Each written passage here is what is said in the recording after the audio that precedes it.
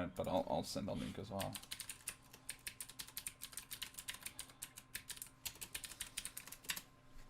Since I've been doing all my other D&D stuff on my main channel, I figured, why not this as well? But anyway, welcome back, you guys. At least those of you who can make it here today. It's really good to see you guys again. It's been a while, and you know, one shot was great, but I've really missed, you know, playing our campaign and DMing. That's why I did like 40 hours of work on the campaign over our break, which is way too much. But what can you do? But anyway, since you guys are ready to get started, I'd say we dive right back in. So, and also because, Bruno, you couldn't make it last time, I'm going to give a little more of an in-depth recap. And also to the other two, you know, just jump in with any additional details that might be relevant that I skip over. Because obviously it's more fun if you guys are able to recount it from the position of your characters. And thankfully, Turnok wasn't actually there for most of it. So it's reasonable as well to recount it in character. In any case, last time we met with the Ashenhearts. They were still recovering from the terrible nightmares which Pax, the mysterious voice of what turned out to be an aboleth, had trapped them in. Yet their tribulations were not without merit, for Pax offered you a choice. You could all join him in ridding the world of divine and outside influences in exchange for supposedly awesome power, or you could all sod off. Now, in the debates that followed, it was eventually Kor who ended up hesitating, after 3 of you had already accepted. And Kor it was who then unexpectedly also met with the Clockmaker. What transpired there in truth, only he can tell you. But he supposes that the Clockmaker would have been no better than Pax, and he rejected them both, denying these would-be patrons the patronage to your party. Following this, you spent the morning debating what you should do next in the Stormcrow Tavern. But you were caught up following a strange and unexpected tiefling that showed up to a strange alleyway. You didn't catch the tiefling, but you did find yourselves inside of the Arcana Acquisitas again, the strange, mysterious shop that you had seen once before. There, once again, you met Basil, the shopkeeper, who pleaded for your help in freeing him from this terrible place that he's been imprisoned, the shop, and for your help in freeing him from his jailer, Cyric, the god of murder. You eventually agreed to let him start writing up a contract, and to return for it in the morning, to see if you would agree. From there, you managed to reconnect with Turnok, who had tried to cut off the tiefling, but he himself was cut off from the group's dealings in the Arcana Acquisitas instead, as he had no tiefling to follow to it. But, reunited, you all set out to do the rest of your business, which included things as mundane as buying clothes for the upcoming Equinical celebration for the end of winter, and dealing with some other minor business, including realizing that Appy had left the ship without saying goodbye. Then, with finally some time for yourselves to focus on whatever you like, you set out for Thorellian Union Square, the mysterious location that was repeatedly communicated to Tani via telepathy. There, you entered into what seemed to be a sort of hotel-esque place, definitely 2 or 3 story building, where the what seemed to be the bellboy, perhaps, or secretary at the front desk, was completely unaware of the location that you indicated until you spoke the words Lilac Crown that had also been told to Tani. Immediately, he took you upstairs to a room and left you there alone. Inside the room, you found very little, except that on one wall, there was a large painting of a horizon, a forest, all at night, and in the empty night sky, a falling red comet. Standing next to that painting was a strange statue, as tall as any of you, very robust, but the face was that of a tiger, and a tiger's tail poked out from underneath the clothing, all stone, and it had its hand up like this, and I believe it was Kor who identified it as one of the devils, a Rakshasa, in statue form. That is where we left off. Now, one additional piece of information that I wanted to give you, and I need to make sure that I'm on the right page here for myself, is that, yes, engraved in like the frame of the painting at the top are a number of words, but they're in a language that I don't know if any of you recognize. Do any of you know Draconic? And I'll Yes, sir. yes, Of course. right, of course. There you go. Apologies. Come on, Kevin. Come on. It's been a while. Shh. But before we move on, let me just quickly provide access to Core's character sheet to you guys as well. Just so you know what's in there and what he can do. Nicolo has some experience. Yeah, but dealing with like Core. since they're both not here, and if you want to apply, if you want to check their skills or whatever, then you can all Okay. like have a look at the sheets at least, and I'll just remove the Okay, access so again next week. just out of curiosity, to which of these events was Turnock not included? Just the reunion with the clockmaker. Well, the Beforehand. reunion with the clockmaker, nobody was except Core because you guys had already left the dream, right? Yeah, yeah.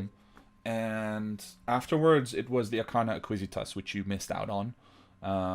So which you've heard about, obviously, from the rest of the party, but you haven't met with Basil himself, yourself, essentially. But they've told you the essence of it, which is basically he's offering you or everyone who's willing to help a massive discount, so like 70% off in pure gold value.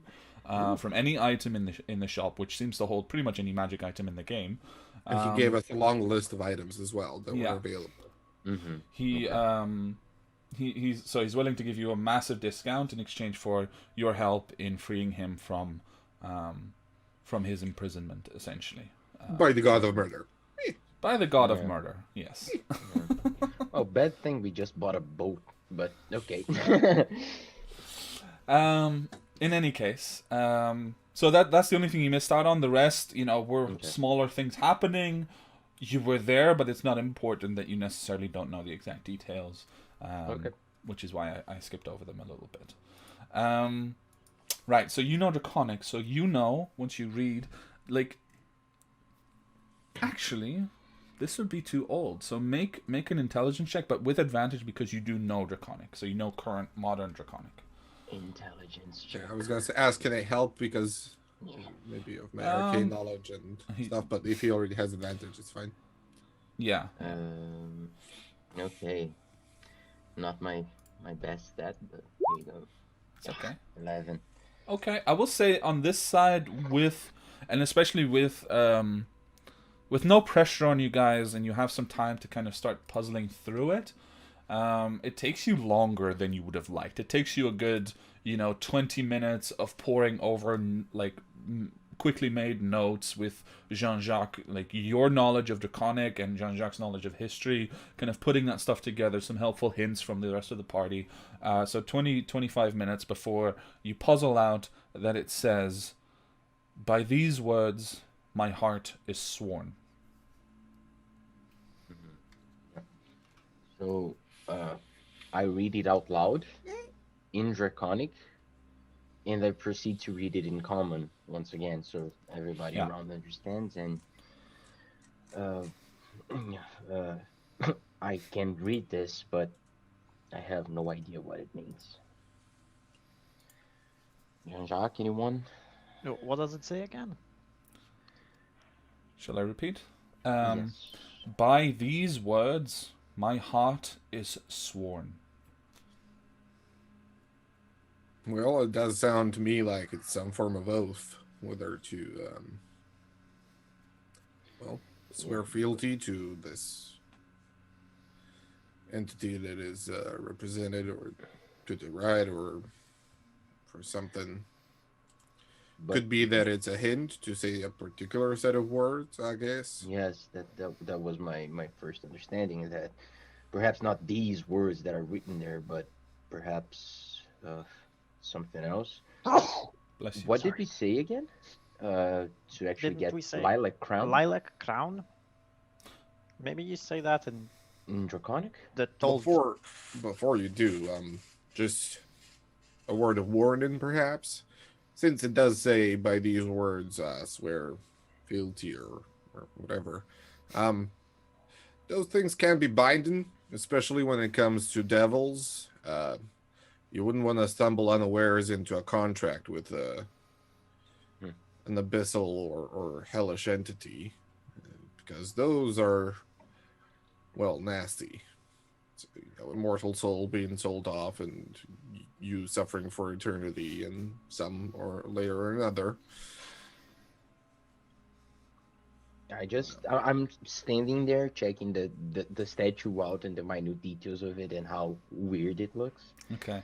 As you do so, you quickly notice that even though it's completely made of stone, you it has this illusion on it where the eyes seem to follow you wherever you go in the room. So it's just standing there with its like hand cupping the ear, seemingly expecting to hear something, and it just keeps. Each of you has the feeling that it's watching you constantly because of how the eyes have been made. So in this room, there's this statue and what else? Just a large painting, and the rest is literally bare. There's nothing. There's not even a window. It's just bare walls. And Can this I- large painting, what is it? What exactly it's depicting? So, and by large, I mean like from the floor to above your head, and it covers most of one wall. But you see in it a very simple depiction of a night sky. Underneath it is laid out a very large expanse of forest. You think maybe there's like the outline of a lake inside the forest, but it's very well made. It's dark. You can't really see it very well. And the night sky, you obviously see a number of stars, and a single red comet streaking across it. Very large, very prominent. On the painting, as you're looking at it, you would say the comet is about this big, like maybe, a small football. Okay. Can I use my knowledge of the arcane to investigate the painting and the statue for any signs of magical glyphs or any inert or active magics? Sure. That might be. Go ahead and make an Arcana check on one for each. One for the painting and one for the All right. statue. So I'll do painting first. Okay. It's 24, and then the statue, a 10. Okay. Anticlimactic, but Is Core with us? Core is with you, yes. So is Tani. But I will say, and it's kind of appropriate actually that although it's unfortunate that Kira can't be here, but Tani is very quiet and withdrawn about the whole thing. She's taking it all in, but she's very reluctant to kind of engage in discussing or debating what it might mean. And you can see that it seems to bother her significantly in some fashion. The Arcana checks. So as you inspect, right, and you take a closer look, the painting especially draws your attention, and you notice very quickly that around the comet, what seem to be extremely well drawn flames of the entry are actual flames. Like when you get close to it, it has a very little bit of heat. It seems that it's almost like the actual falling comet was captured within the painting, and something is preventing it magically from burning away the rest of the canvas. The statue or nothing? On the statue, nothing really stands out to you, other than that it seems to be obviously magical in some fashion, just by proximity to the painting and the strange arrangement here, but nothing about what its exact magical nature might be.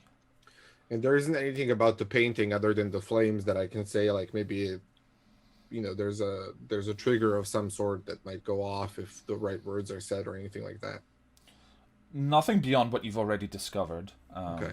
So, what conclusions do you wish to draw from that, or are your own? Yeah, course? yeah. Ideas, but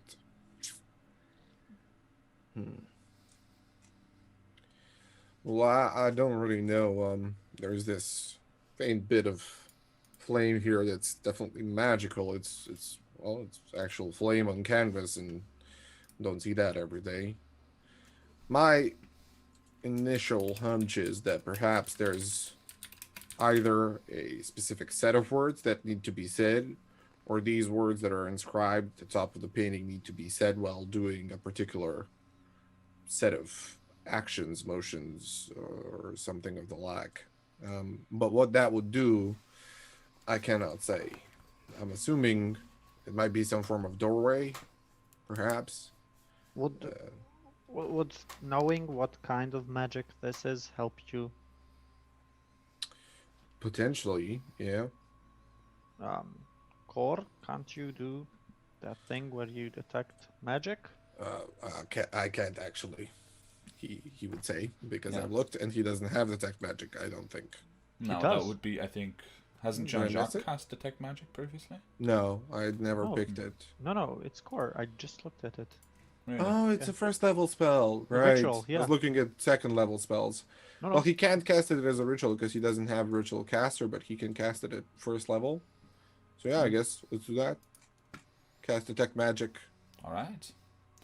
So, Core takes the time to cast Detect Magic, which is not quite a lot of time at all because it's not a ritual, thankfully. But he still focuses for a moment, and when his eyes open, you just see a very brief silver glint across his eyes before the spell takes effect. And he blinks and he looks around, and he describes to you that both the statue and the painting are magical, and but that they are different magical schools. So now I need to very quickly confirm the magical school that I have in mind.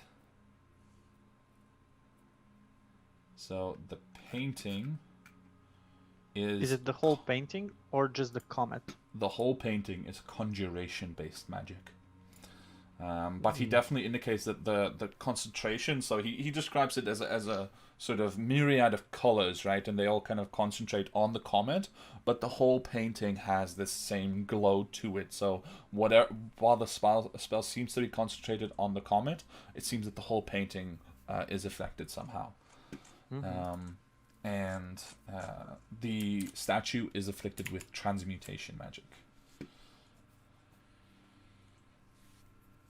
I don't like either of those things. Well, I don't know either of those things. That much. Yeah. Well, conjuration is usually for summoning of some kind. This particular case, I guess it could be a creature, but it might also be a doorway. Transmutation turns some shit into other shit. So if this devil was turned into stone or something, might be able to turn it out of it, or it turns out of stone if you fuck up. So, and that don't seem fun.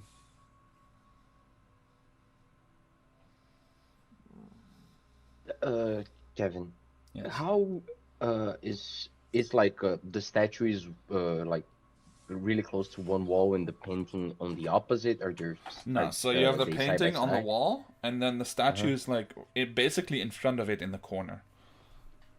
Okay.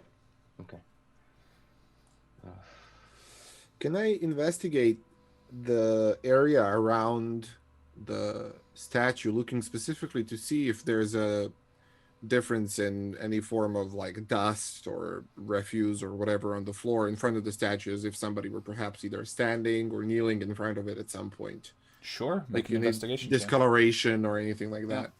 And I would say anyone can help you. So with everyone there looking as well, once Yeah. you start looking, you can have advantage basically by default. Alrighty. 16. 16. Okay. As you start to look around, you definitely notice that although it's very faint, there's actually no noticeable difference in the dust on the ground, except for footsteps. But you're having a hard time placing those, whether those are your parties or Yep. recently placed by someone else.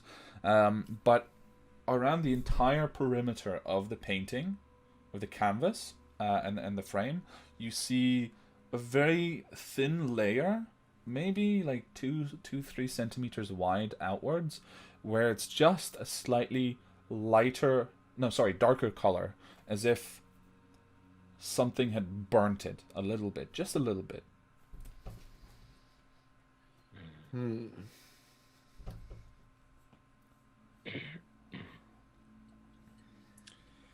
Well, they think I'll just take a moment to investigate the rest of the room and just Okay. see, Go ahead. switches, levers, hidden compartments. Go ahead and make another investigation check. No, I'll ask the quiet Tani to help me. Fair enough. I was 25. trying to. 25. Okay. Well, it's funny that you should ask Tani to help you, actually. So as you go around this room and you start to look at every nook and cranny, every little crack in the walls, everything that might indicate something being there, and return with nothing. About halfway through, you keep looking up and you just see Tani kind of staring at the statue, and she's in a bit of a trance. She's not quite herself. And she steps forward and she's about to just go to one knee, and she does so. And she looks up and then she blinks and she seems to snap out of it, and she immediately gets up, steps back, and just kind of looks worried around herself. Just approach her and then, kind of put both hands on her shoulders and be like, Tani, perhaps go and stand over here with me for a little bit. And I'll just pull her away from the statue as much as Jean-Jacques could potentially do that with a monk. Yeah, I think it's probably like pushing against the wall for a second, and then Yeah. she allows herself to be led away, to just stand a little further away, and she keeps a straight, dark look at the statue. And you notice that in spite of everything, like her left hand is at her side flexing, but her right hand is still over her heart, the way that she was about to do when she was kneeling. She's just like clutching it now, for comfort almost, but it's the same feeling. It looked, I think, actually, why don't you, all three of you, roll insight? Can I roll for Cora as well? Nah, it won't be as much fun. Yes! Turnock! It's fine. You all Nice. got insight. All right. So Turnock, you're the one who kind of identifies it, and maybe you even call the group together without Tani to discuss. As you just turn your back and kind of look around nonchalantly, you just to make it look like you're not conspiring against anyone. But you're able to inform the group that it definitely looked like what you've seen a thousand times before: someone swearing loyalty, someone swearing themselves to a master of some kind. Yeah. So I turn to the guys, and after I say that, I say one more thing. I don't know if this is the ideal situation for Tani to be here with us, or even to proceed to whatever this, will lead us to. Because Yeah. Before we continue, Kevin, remind me, it's roughly like midday at this point, right? Yeah, pretty much. And it's the Thursday when we're supposed to go to Jean-Pierre's party, or is it the day before? No. It is currently, if I'm correct, it is Tuesday. currently, no, it is Saturday. Saturday, right? And on Sunday, you've been invited to Sunday. Jean-Pierre's engagement, let's say. Shindig. Yes. Right. And then in the morning, we're supposed to meet back up with Basil. That is correct. Okay. We've spoken with, okay. Well, and I haven't had the time to caught up with you before, but perhaps we need to speed up, considering there are other things as well that we all may want to tend to beforehand. This is not quite the time or the situation for us to discuss it, but know that there are more things going around that we do need to tend to. Indeed. I approached the statue, and like I get really close to almost if I wanted to whisper Mm-hmm. towards the hand doing this, and I kind of, I not kneel, but I squat there, and I'm just, just kind of waiting. And I just turn to the guys and I say, suggestions? Because I don't think that there's any other way for us to proceed here. Quick question, by the way. Jean-Jacques, you were inspecting the entire room, correct? Would that Correct, also yeah. include the door that you guys came Yeah. through? Yeah, Okay. pretty much. So I will say that probably at this point you arrive at the door while Turnock asks for suggestions. And for a brief moment, you actually notice the faint glimmer of something that's not quite there. And then it flashes for everyone in the room to see. Could you please make a wisdom saving throw, please, for me? Would Oh, that everyone perhaps have to do with being charmed? It does, so you do have advantage. Is it everyone or just him? Just him. Oh, okay. You guys see the magical effect go off, but you're not affected in the same way. Okay. Jean-Jacques, you were kind of leaning close to the floor, and then you were working your way up, and as soon as you were almost at normal standing height, this flash happened. You blink for a moment, and you are fine. I'm gonna send you a whisper though. Yeah. You are fine. You're but fine. I'm going to send you You're a whisper. fine, but you're hearing voices. Meaning, in about 12 seconds, you're dead. Barnack looks at all of you. So yeah, I'll just look at all of you. This, I don't understand any of this. So I'll just take a small rest here, and I'll sit down next to the painting, and I'll basically lean against the painting. Because you said that that's the biggest wall, right? Yeah, so I'll just sit down and lean against the painting. You're touching the painting? Whoops. I think so. Would you not? Please? Do you know? If you don't know what's happening, do you think that doing anything that may interfere with what's happening going to help us? Nope. No, I have no idea what's happening, but the painting looks fine. Do I? Do you see me doing something, though? I don't know.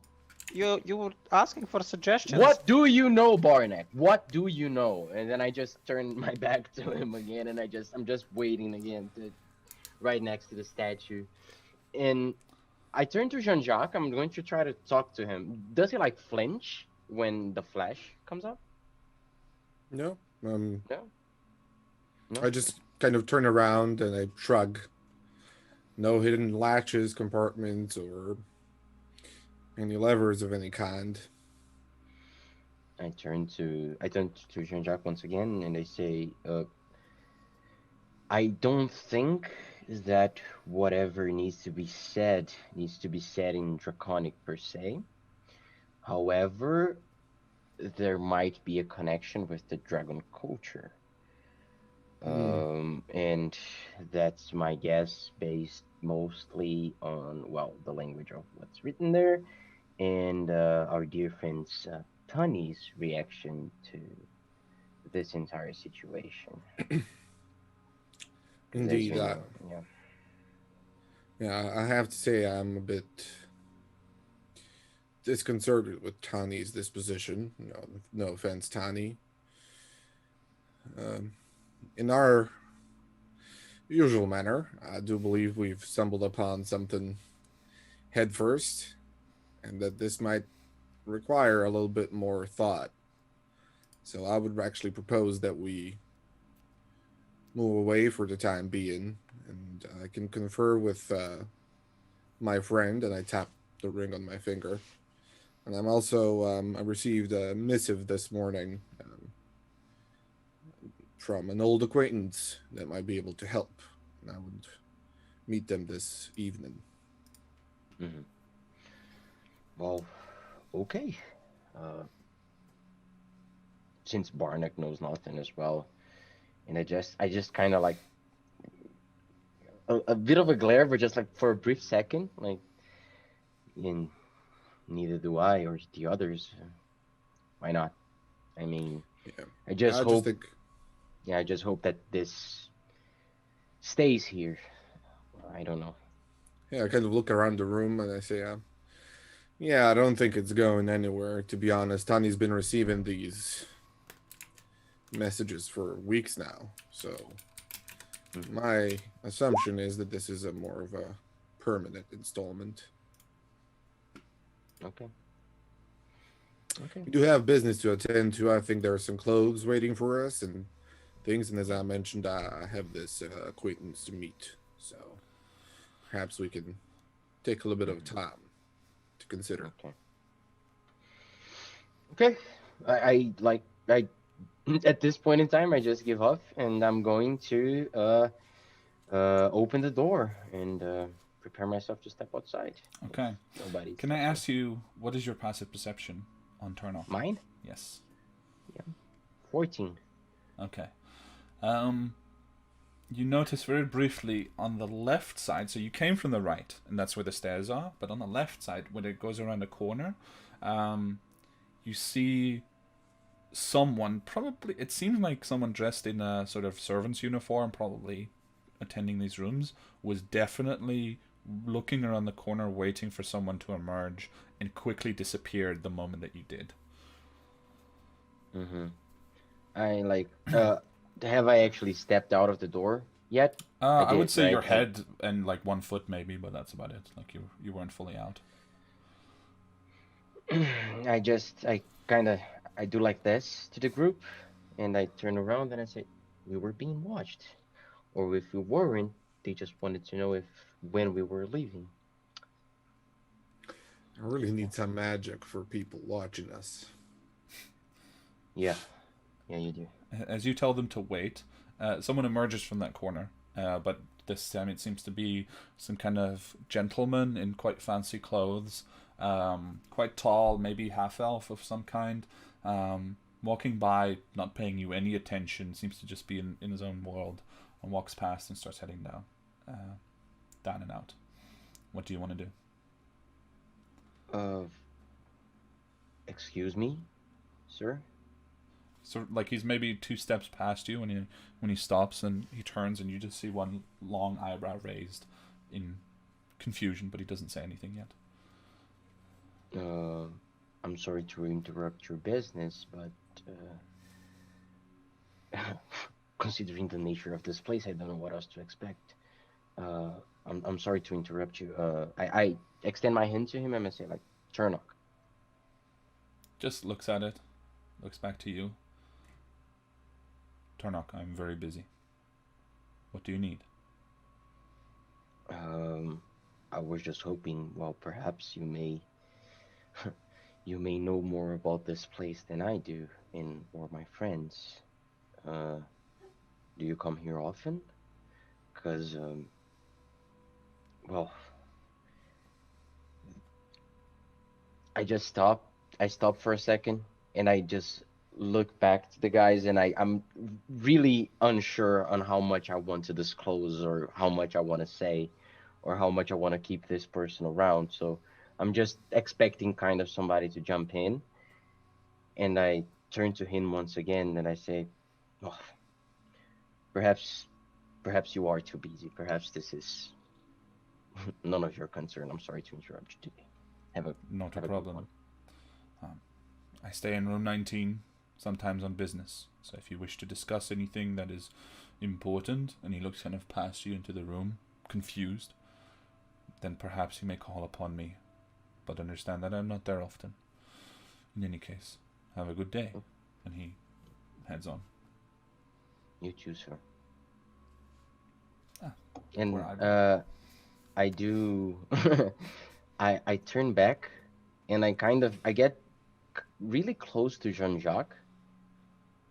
I like I stare him down and I say, "Are you okay?" Yeah, I'm fine. Why are you concerned? This seems the kind of situation where you usually step up, so uh I'm sorry, I was lost in my thoughts thinking about, and I kind of like nod my head yeah. back. Uh-huh. I just I stare him down once again and it's just yeah. Just pay more attention to our surroundings, please. Will do. It's a good point, Turnock. And I just start heading down and going outside of the building. All right. So you head down the stairs, past the attendant at the front desk again. This wispy halfling on a stool, essentially, who just waves you a polite goodbye as you start to head out. In the lobby, by the way, there is like a little table with a couple of comfortable chairs around it, where there seems to be one person sitting. It seems to be a dwarf of some kind. But other than that, nothing draws your attention as being particularly weird about this place. It seems to be, by all accounts, just a regular old hotel in a fancy upscale neighborhood. But that one room, it just it's so much different than the rest. So, you guys head out. Where do you want to go next? What did we say Uh, the time was? Like midday? It's about midday. Yeah, let's say one you p.m. have an appointment in the evening, and the rest of Yes. us have clothes to pick up. Okay. So, well, I'm guessing that we're now going to get our clothes and at least be able to get them and properly store them before we proceed. Okay. Shall we? As we're going, Kev, Mm-hmm. uh, I need to. Well, we're walking by, so I think we have time to, for me to catch them up with Definitely. the things that I found out. Before I, and those things, just for me to clarify, those things actually, I uncovered them before I met them for the first time, before I joined them in the nightmare. Okay. Yeah. That's correct. Yeah. Uh huh. Yeah. In my hiatus, basically. Mm-hmm. So, um, I just turn to all of them and I say, so, for the first time, I actually have some time to tell you what happened for the time that we were separated. I kept following the trace of the old crown, and as if it was in the Marquis's possession, I was uh, following him around, trying to discover what was his agenda, what were the things that, well, he was standing to here in Pastitia that were related to this crown. And well, I was actually lucky enough to learn that there is something unfolding related to the Old Kingdom and to the restoration of the Old Kingdom. But this was my conclusion. None of the conversations that I was able to pick up actually lead me to that. What actually happened as a factual was that they were staying in the Sun Hall Palace. And there was this one meeting that really caught my attention that happened in a cafe in the Cross District between the Marquis and especially elegant lady, um, a half elf, and I just basically I just brief look to Jean-Jacques. Um, and their business was uh, a possible heir, an alleged heir to the throne that is currently under the watch of this lady, and the Marquis is pretty much interested in having him the possession, so to say, of this individual. Um, I don't have a name. I really don't think that a bastard son's name is going to be really relevant here, besides the fact that he is the bastard son, alleged bastard son of the late king. And well, they intend on having an exchange of sorts. And this exchange is going to take place at the Great Ball, which is really, really convenient. Indeed. Could you describe this half-elf lady in detail to me? Uh, I wouldn't say in detail. It was a meeting in a building that I was. As much as you can muster. Uh, Gray hair. Not. She was wearing a blue dress. Seemed an educated person, wealthy one at that. Silver hair, and well, what made me come to the conclusion that it was a half elf was the slighter, pointier ears, and stunning and really, really unique gray eyes. Does any of this sound familiar, Kevin? I would say you could possibly connect it to someone from your distant past. A sort of force of nature that you once upon a time encountered in Pustitia. But whether it's the same person, based on this description alone, would be reaching. Yeah. But it's possible. And just for me to tell you, Jean-Jacques, the one reason why I could not pay my undivided attention to that situation is that because I noticed, well, and hopefully it haven't noticed me, there was another figure actually checking out this interaction. And I could not tell who or what it was. It was a hooded figure, but I could track them down to the Sirens Repose. Sirens Repose, an inn in Hyde Harbor. I could not actually confront or even tell more about this figure because security looked a bit heavy in the aforementioned inn. So I would say that we have a few things that there are a few ways that we can approach the situation. We can try to go to the cafe and try to find out more about the lady, because you did looked a bit interested. Or we could head to the inn and try to figure out more about this hooded figure, because the thing is, I don't think we'll be the only ones working at the ball, so to say. So Indeed. we might need some more intel on that.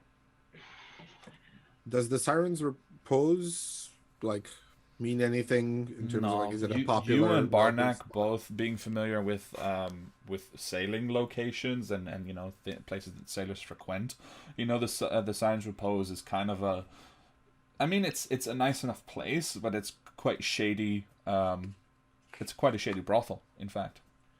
Okay, so it's not frequent hangout spot for the wealthy and necessarily. I mean, it's no. But Ritz or whatever, right? But it's also not the cafe that was described. It's a different location. There's like 3 of us who had never been to a brothel, right? We had that conversation earlier. Okay. Definitely not Jean-Jacques. Yeah, and not Barnack And as no well. I think Barnack. Barnack's the one. Yeah. Both me, Core, and Tani never been to a brothel before. Yeah, I imagine Barnack and Jean-Jacques went together. I hope you respected the bro code. Of course. But yeah, so as you guys walk in, by the way, out of curiosity, which direction are you walking in? Or are you just kind of milling around the square? We were heading towards the shop, right? The shop? Catstein North, right? Or okay, yeah, you can do that. But you've only ordered the clothes like 2 hours ago, so it's not like you can pick them up now. Yeah. Okay. Okay, I'm sorry. No, it's okay. But definitely give it a day or two, probably tomorrow or Monday. You'll be able to. So maybe we remember that.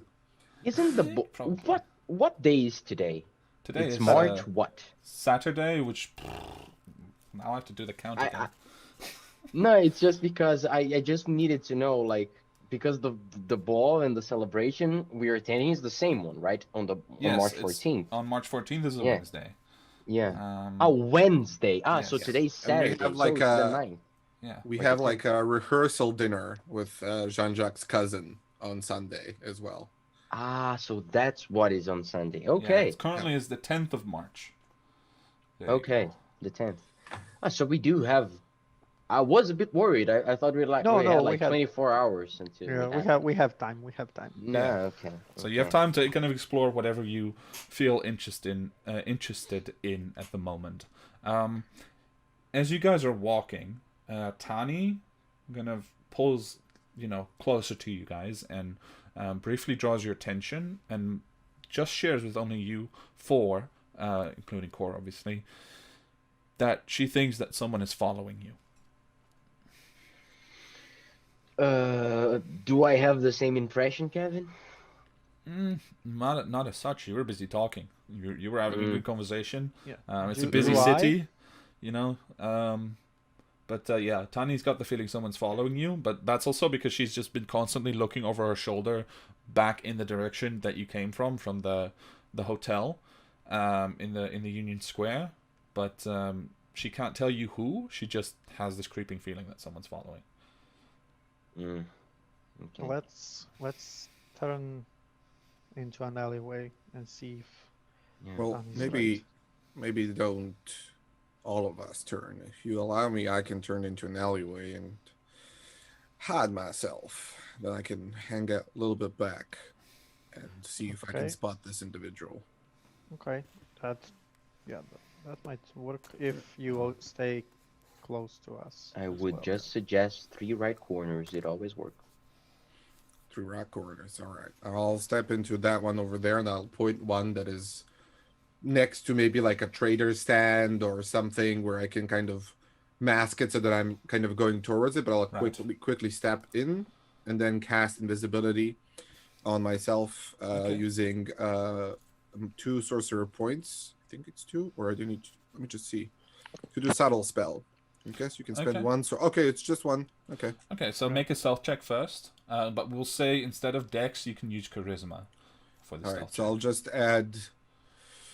So if you're not what do I proficient, you add? could just roll a Charisma check, Yeah. essentially. Yeah. Right. I am proficient, but I'll just add 4 to this. Okay. I mean, proficient, you can use any charisma-based skill as Yeah. well. So 15. 15. Okay. So, well, actually, let me really quickly check that.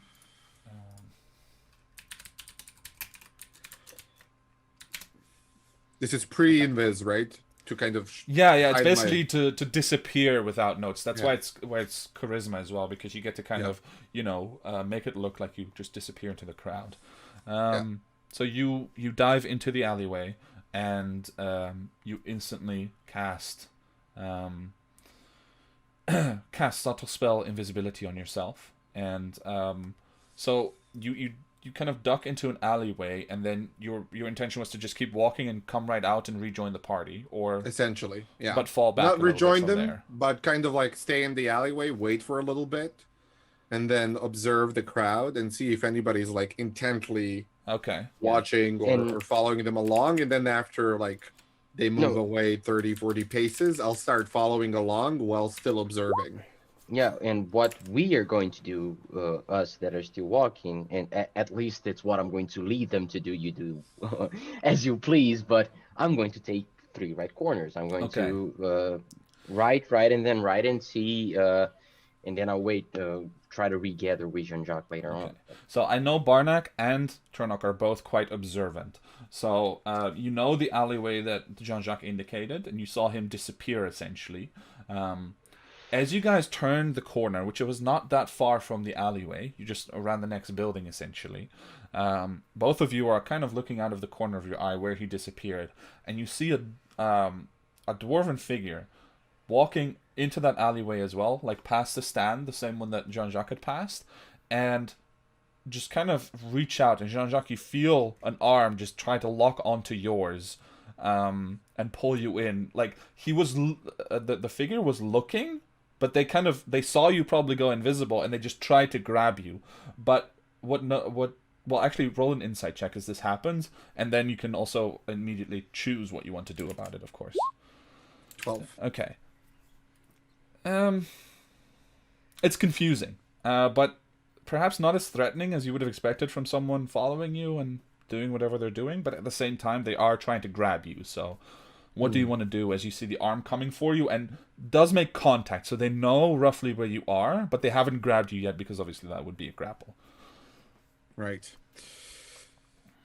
Does this figure look at all familiar at a quick glance? Except that it was sitting in the lobby of a particular hotel that you just left. Mm-hmm. Okay, so it was that guy. So, and we saw, actually, me and Bornak, we saw Jean-Jacques going invisible, and we saw somebody trying to grab. Somebody, like a dwarf just holding out an arm trying to lock onto someone. Like, it looked really weird because you don't see whatever they're going towards. So it's just like someone walking with their arm in the air and I kind of trying to immediately pull had back. into an alleyway.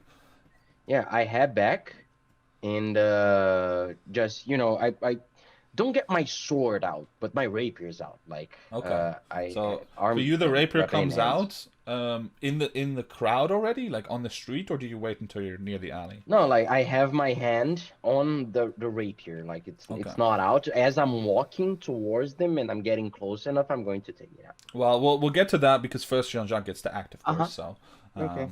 go ahead. So he's already touching me, right? He's touched, like he's just made contact. It's like in that moment, like the action is happening, right? But we freeze frame to see what Jean-Jacques actually does. Well, I'll try and grab the wrist so Okay. it doesn't encompass me totally, but I'm gonna wait and see what the figure does. Okay. As it kind of Otherwise.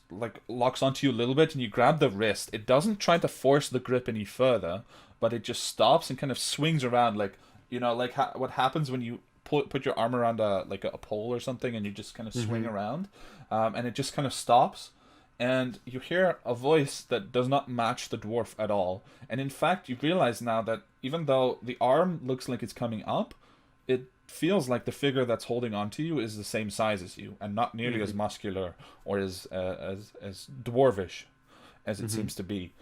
And you hear a voice, oddly familiar.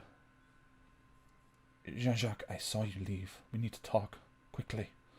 And you feel that compulsion that you had picked up to come with this voice, but it doesn't seem to be conscious. It's just happening at the same time. Okay. And it sounds oddly familiar, you said? Can I Yes. place it? Make a history check. Okay. Oh, Jesus. 13. Hold on. It does not sound familiar. Apologies. Wrong character. Okay. All right. Not them, you. Sorry. But yeah. no, we'll get there in a moment. But yeah, so it sounds kind of raspy, but feminine. But in any case, they're holding on to you. They do know your name, and they kind of gently nudge you into the alleyway. Just come with me quickly. We need to talk. Yeah. So, do I see Turnock approaching? Yeah, definitely. All right. So I'll drop invisibility Okay. using another sorcery point. I'll cast message, Okay. and I'll just say to Turnock, "Hang it back for a moment. I know this person." Okay. And I'll go with them. I stop, but I'm not going to stop following them. I'll just give them some space, and but I'm going to keep tracking them down. I'm going to track them down, like from the further distance that I can, as far as I can, but close enough for me not to lose track of them. Okay. But if I lose track of them, it's not going to be the end of the world as well. I don't want to my intention is to just make sure that Jean-Jacques all right. If I actually get the impression that he's all right, there's going to be no problem. All right. So there's a bit of an odd look from the nearby stand that's standing outside of the shop, where the seller just kind of looks over at you appearing, blinks once, twice, and then goes on with their business. But the dwarf releases you and just kind of waits for you to turn around and just puts a hand on your back and gently nudges you inside the alleyway.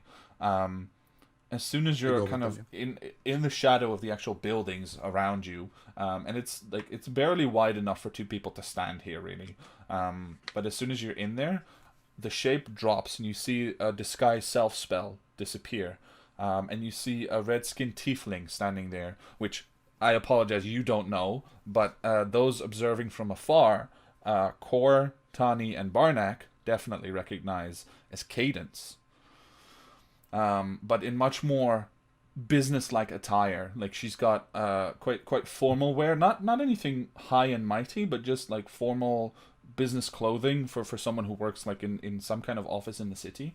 And she kind of gently nudges you a bit closer, and looks you in the eye, and she says, "Allow me to remove what happened in the room." And she just kind of places her fingers next to your face, if you allow it. And do you allow it, is the question, I suppose. Well, how do I feel about her wanting to do that? Like, I what's mean, my there's instinct? no like precious ring involved that you want to keep feeling that way. It's just it was compelling you to act in a way to agree with her, at least in terms of the command that you received telepathically. And I do get the sense she's the one. Yeah, that- it's the same oh yeah, voice. in that, Yeah. yeah. In that but case, how, I will. how doesn't Jean-Jacques? Because he wasn't there. You guys did Ashheart alone without Jean-Jacques. That Right, was my I mistake. completely forgot that he. Yeah. Like I have so incorporated Jean-Jacques in the Right, origin story of this group that right. I forgot that he wasn't there on that first wasn't first there, session. Okay. But yeah, she kind of nudges you aside, and she'll place her hands kind of next to your head, and after a moment of concentrating, you feel this magic lift from your mind, and of course, like the knee-jerk reaction is to kind of be offended that this happened to you, but she immediately steps back and just kind of holds up her hands, and she says, "I know you don't know me, but I know of you. I've been watching all of you for a while now. Can we beckon the others? Possibly. I think all of us need to talk. That trap was not set for you. That makes this better. So I do apologize, but when you go sniffing, perhaps where you shouldn't." it's the risk we involve ourselves in. I take no offense. And I'll message again, Turnock without using a sorcery point this time because we're further in. Okay. And I'll say, gather the others. This person claims they know us all. If you actually look closer, you can just see the tip of Turnock's nose, like in the alleyway. He thinks he's hiding, but you can see like just the tip. The tip of the snout? Yeah. Yeah, and probably as you get the message, like one of the workers behind the stall also just accidentally bumps into you and pushes you into full view because they're just like, what are you doing, man? I need to hello, and he just walks past. Yeah, as I just stumble in, I just do like this to Jean-Jacques and calling the others that are just right there.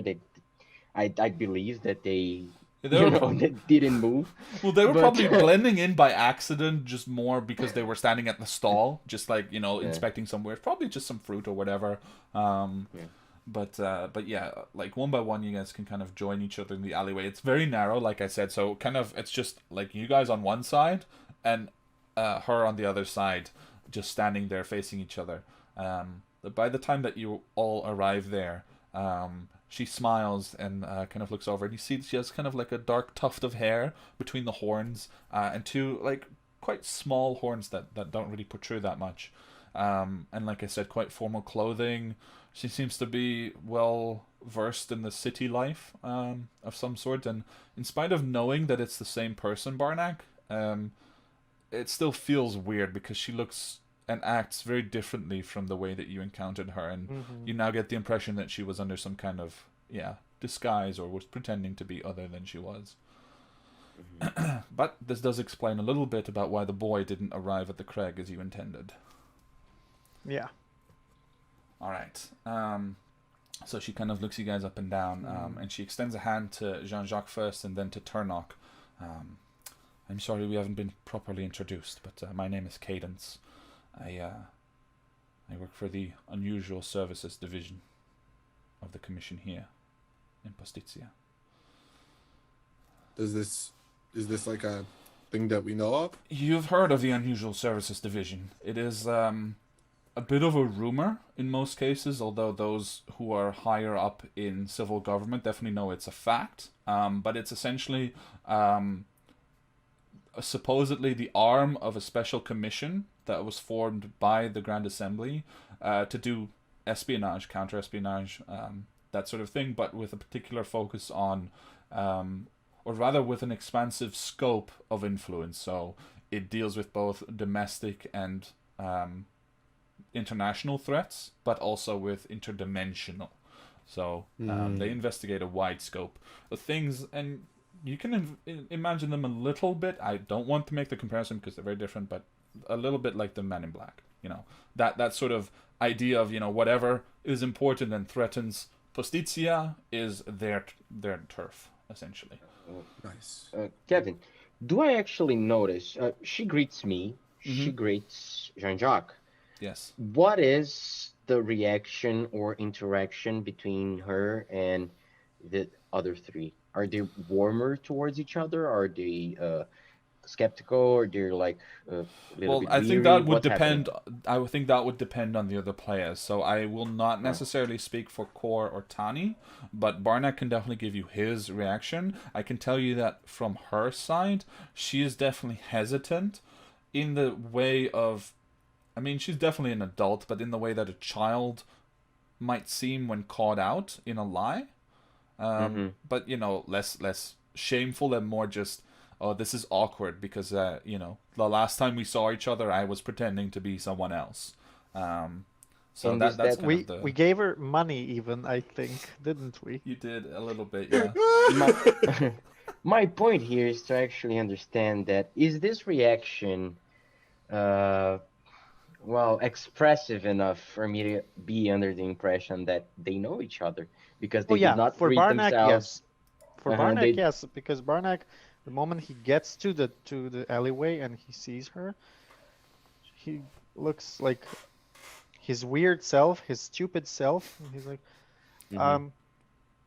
aren't you at the Craig Cadence? I do Why are you apologize. wearing that thing? That's for people with money.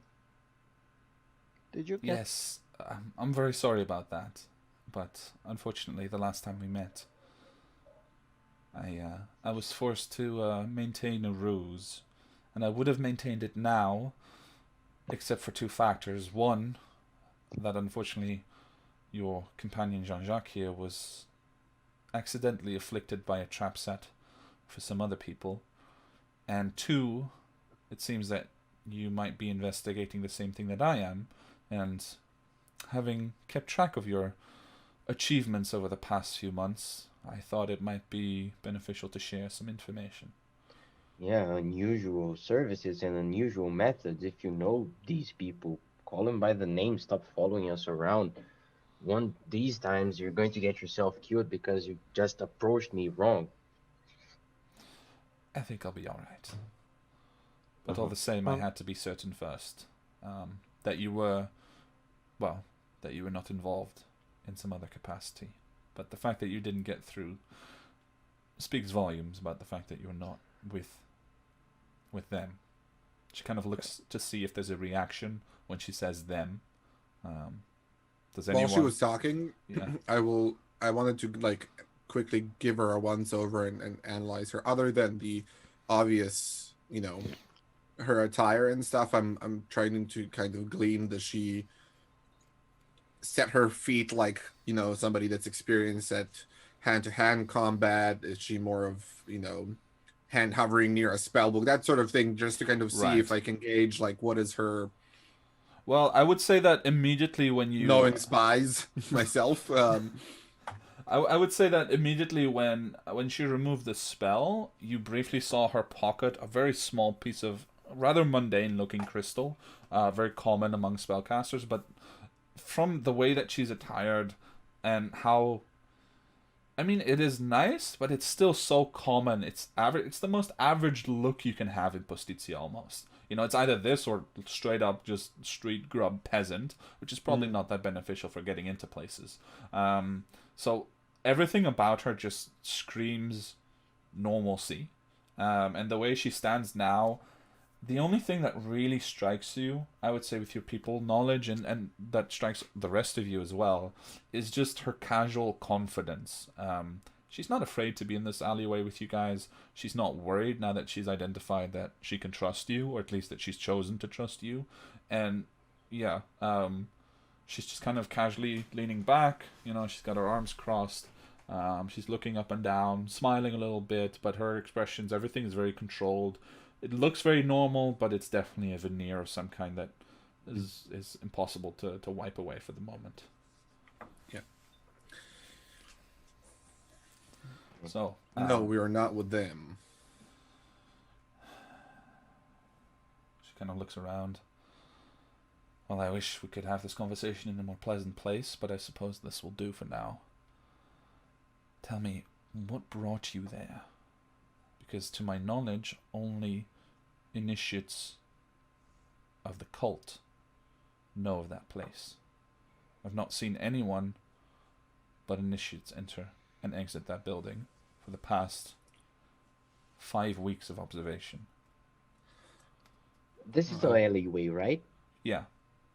I'm now standing at a wall, like leaned against the wall, like really staring at Tony, like Okay. really. Yeah, Okay. Tanya's probably just kind of staring at the opposite wall, not really engaging with this whole thing. Seeing the awkwardness over there, I'll try and occupy her vision as much as possible. And I'll go like, we intercepted communications from whom we believe to be cultists, saying that they should convene at this hotel or this establishment and use a particular code word to get inside. And we're just investigating the room where you set the trap, see if we can find any clues or information that would assist us in She deconstructing their plans further. she produces one of those thin notepads, that you see detectives have, for example, in TV shows. And she kind of flips it open and produces a very thin, small pencil as well, and just makes a few notes. And she looks up. I hope you don't mind if I ask a few questions first. Of course, hit me back. But I'm curious, what is your interest in particular? Is it just do-goodery, or do you have another angle that you're not informing me about, which you don't have to tell me about, but I do need to know if you have other motives, if we're going to work together on this. It is a splash of do-goodery and some personal interests that we can discuss at a later point, provided that our relationship is beautiful. Wow, that word just mangled in my mouth. Mutually beneficial. Really? All right. Second question. What was the password that you intercepted? Lilac crown. She flips to another page, and you see a list of what seems to be 3 other items, and she adds this one. And you can, even at a glance, you can identify that the first word is each time lilac, but the second word is different every time. How long have you been observing this place? How long have you been observing us? You, I've had an eye on ever since I encountered you. Well, the 3 of them, and she points at Cortani and Barnack. Ever since I encountered them on the road to Watch Hold. That business in Ashhart, was it? It was a peculiar Yes. one, but it wasn't deemed important enough for the Unusual Services division, and so I was reassigned here. I've been working this case pretty much ever since, but I've been observing this particular place for the past 5 weeks. Well, my team and I. But so far, we've not been able to tie anything in particular to the people who arrive and exit there, except that they all, to a man, spend inordinate amount of time in that room. From anywhere between 20 minutes to several hours, in which they do not reappear, and no sound can be heard within whatsoever. Have you investigated the room itself? Had any advanced magical practitioners take a look? I have, but we're hesitant to pursue the more in-depth methods that would likely destroy the site and thus make it impossible to follow up with anyone, because as soon as the word goes out that it's no longer accessible, whoever was coming there won't be coming there anymore. So for now, we're keeping the trap open and trying to find out more about the people who frequent it, but while most of them are folks that we know, or at least are aware of somehow within our justice system. You five are definitely the exception. And so I really hope that you might share with me the reason why, because it might provide a clue, might break the case open if I understand why or how you found your way here and what your interest is. Hey, Barnack, can we Yeah. trust this? Can we trust her? Do you say this Well- openly in front of her? Uh-huh. Okay. Go ahead, Barnack. Why didn't you keep an eye on the kid? Orion. I gave him the money that you gave me and a little extra and told him to start a new life. What am I, a babysitter? Well, I got could into have the at city. least. It could have at least not. Well, you could have at least stuck until he made a correct choice and not a wrong one. What'd he do? He joined Bruxo's gang. I mean, I wouldn't call it an intelligent choice, but it's one way to survive. Is this about your son again? I'll have to teach him to make better choices. Yes. I'll She do just that in kind the of future. looks confused. Your son? It's don't. It's don't. She stares at Jean-Jacques confused. It's a long story. It's Just a, rubbing his temple, like.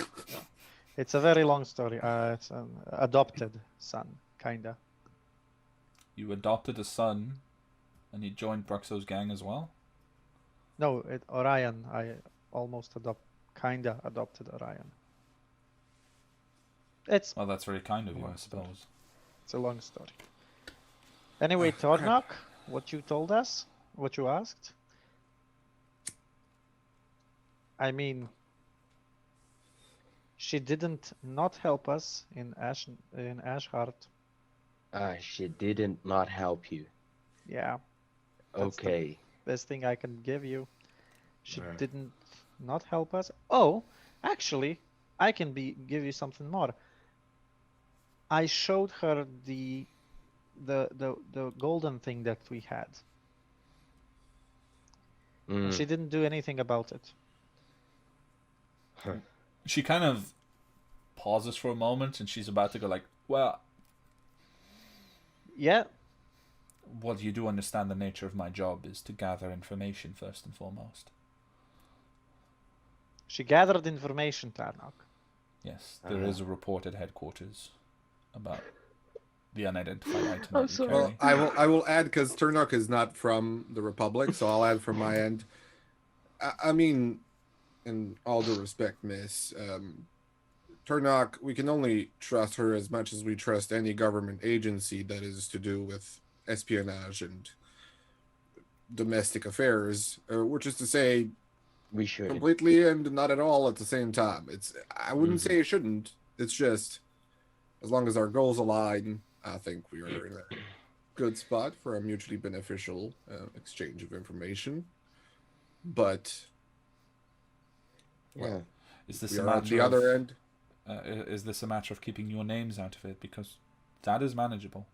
Now I pushed my back against the wall, like as of like getting up, as I was laying there, and I just said, "No, it's no issue at all, ma'am. It's just that it's not my business to disclose, is it?" And as I'm saying that, I kind of, get into Tani's eyesight because I was still staring at her this entire Okay. time, but I just now get into her eyesight Yeah, and just Okay. It's tricky what we can say because Kira's not here, right? So that's, Yeah. that's yeah. tough to get around. But I have an idea about what we could say.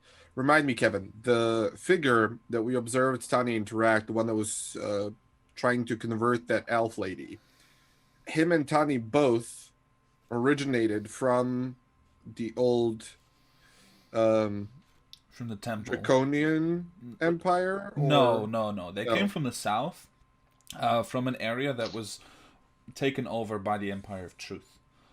All right. So their temple, the Sacrosanct Abode, as it was called, was overrun by the Empire and razed essentially for worshipping Mistra, a deity that was not permitted within the Empire. Yet we clearly saw that they were not worshipping Mistra, but They were clearly not worshipping Mistra. No, definitely. Yeah. clearly not. definitely not worshipping Mistra. No. Yeah. So what I will say to her is, we've been able to, let's say, commune with a refugee from the now territory of Empire of Truth. They were a member of the Sacrosanct Abode. You said right, Kevin? Which was raised for worshipping Mistra. However, we have very strong reason and, well, not evidence, tangible evidence that I can provide you here, but visual accounts that could confirm that they were in fact worshipping Tiamat. It is this person that, in part, was responsible for us obtaining this information in the first place. As they were a person of interest to some of our party, we decided to pursue it further and investigate. Okay. So you're... But this person is not with the cult now. We are unsure at this point as to even the fact whether or not they are alive, I see. but are potentially a member of the cult. Okay. And they are the one that were provided with the password lilac crown. Yes, and I will say to you, Kevin, I specifically avoided gendering or anything, so I'm in fact speaking about Tani, but I'm not mentioning I her understood. name. Yeah. Okay, so I just want to clarify that I'm not technically lying. No, I get it. Cadence is just taking notes as she's taking this all in. She's a driven investigator, it seems, and she's just grateful for now for the information. She underlines the lilac crown again, and kind of looks around for a moment. Suddenly flips the notebook closed and just puts it back into her pocket. Takes a deep breath and briefly glances out of the alleyway before focusing on you guys again. Okay, that's interesting. Do you know where you'll look next, or what you'll do next? Well, previously I was throwing them off the trail so that I could come back alone. And I kind of look at the others apologetically, like, I'm sorry. It's like mind games. We do have reason to believe that there is a ceremony of sorts that could unlock whatever portal or doorway that exists in that room, and I believe that there is one. I believe so too. To my knowledge, it would be whatever words were spoken by one of the faithful and finished by those carved into the painting. If you say your oath of loyalty, essentially you're not even retaking it, you're just stating it, and then follow it up with the words on the painting, then that seems to open the portal. At least that's what we've been able to gather so far, though we've never seen it in action. We've been hesitant to try something ourselves for fear of what it might mean, but perhaps if you can track down your associate, and if they've already spoken words of fealty and broken free, then they could repeat the oath without negative consequences. Whatever oath We they have might a means taken. of communicating, so that should be potentially possible. She kind of squints at you for a moment. I thought you weren't sure if they were still alive. Not sure, but we have means of communicating and potentially hearing back from them. Very well. Okay, I need to go. Return to my post. But you can find me in room 19, as I told you. Just let me know if you need any help. We'll continue to observe, and we may begin to implement plans of our own if nothing comes from this investigation soon, because my superiors have a sinking feeling that this is going to go south very quickly if we don't act on it in the near future. So please let me know if you hear anything. I will be very eagerly looking for any information that you might be able to share. Will do. And just as a point of order, if we were to provide this information to you, or provide you with more information that could advance your investigation, would we be able to broker some kind of recompense from your organization on matters that we are ourselves interested in? Of course. We have a number of executive powers at our disposal, so if you require, well, within reason, certain means to operate within the city or the Republic at large, then we may be able to strike a deal for you. Or we can simply compensate you for your efforts, as I think is usual in your line of work.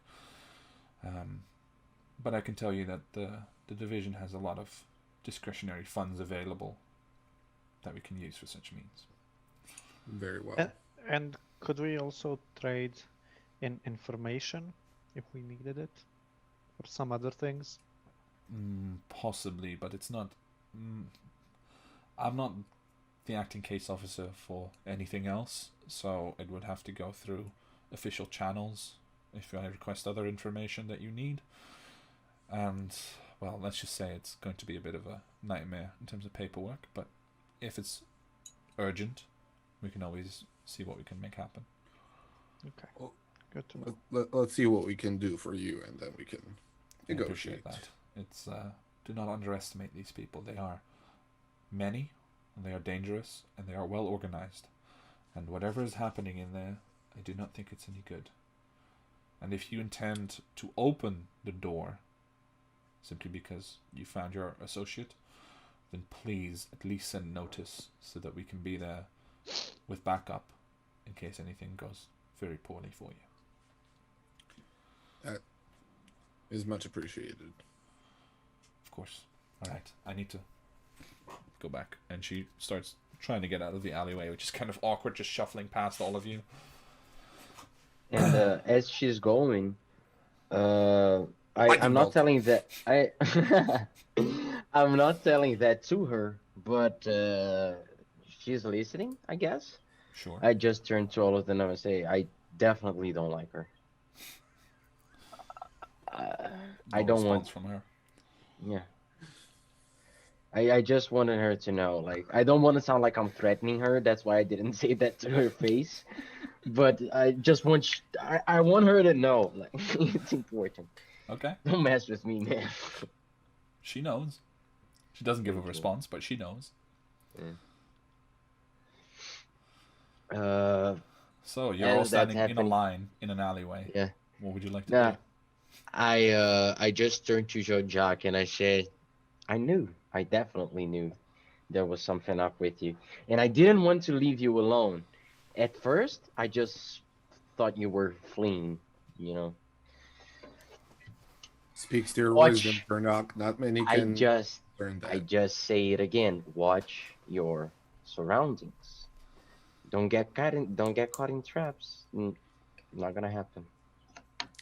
Yeah, I have to say my innate abilities have failed me on this one. I'm not usually as susceptible to these types of magic. Gullible. Yeah, yeah, yeah. It's called Snap out gullible. of it.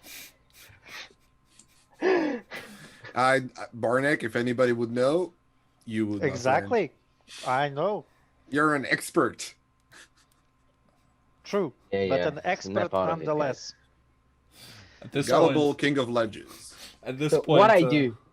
No, I'm sorry. Hold on. Before you even get to do anything at this point, one of the assistants from one of the stalls on the street just pokes his head in and says, "Aye, listen up. If you want to stay here any longer and do whatever the five of you are doing and make out or whatever, you're gonna have to pay some rent to my boss. All right? So get out. We'll pay rent. Yeah. In a second, I'm getting. No, I'm getting now. You can pay me a gold piece and you've got it for the I next 10 throw him a minutes. gold piece. Just look the other way, friend. Appreciate it.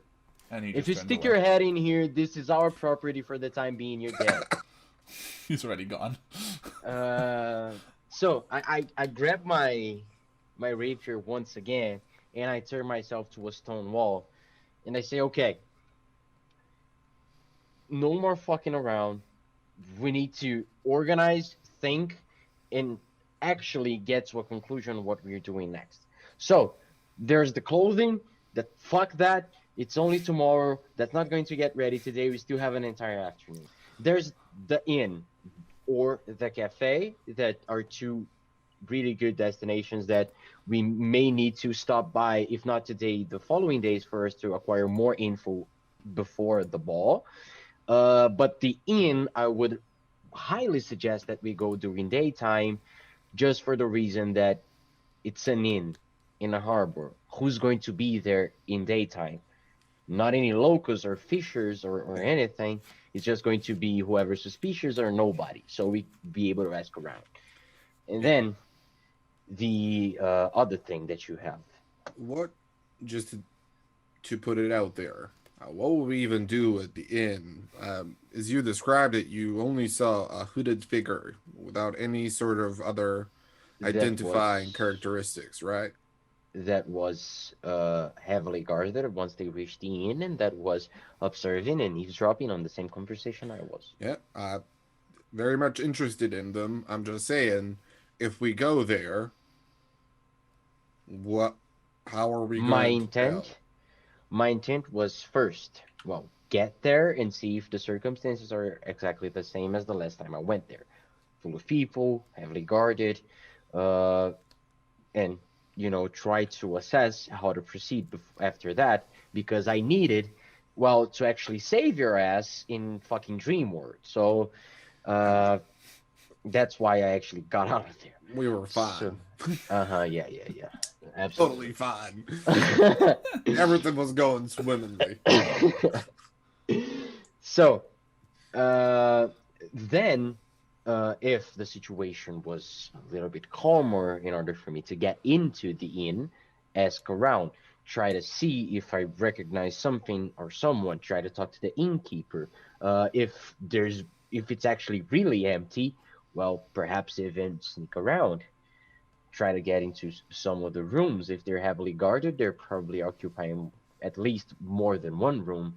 And, well, perhaps, who knows, within their personal items, they have something that may identify to which corporation or to which, entity they're working for. If I may, just to clarify, the heavy guards seem to be the inn, or not the inn, the brothel itself. They were ruffians standing guard to prevent issues or whatever, because they get rough sailors in there quite frequently. So that was mainly what you saw. So I thought I was worried for a second. Yeah, no, it wasn't the person themselves who walked through the streets with a heavy guard or anything. And it's a brothel, right? So, well, maybe even, we can talk to one of the workers in this spot, and for a little bit of gold, try to find out. You can do a lot of things there with a little bit of gold, that's for sure. But I'd like to ask you to not lose focus, if possible. Well, I won't lose any focus with this, and I hope you guys have a little bit more of resistance towards mundane charms, such as this one. Barnack, please. I know you can do it. I trust you. Well, for Barnack, it's going to be tough. He's used to paying for it, but, the rest of us, probably not so much. That's a good one. I actually do not have a retort there. Core just goes paying for what? Yeah. First round Core. is on Jean-Jacques Core, don't worry. I will take that. And it's either that or try to locate our dear Felf Lady, and maybe, who knows, even try to have a glance or more information on who the bastard is. Well, there's all of that.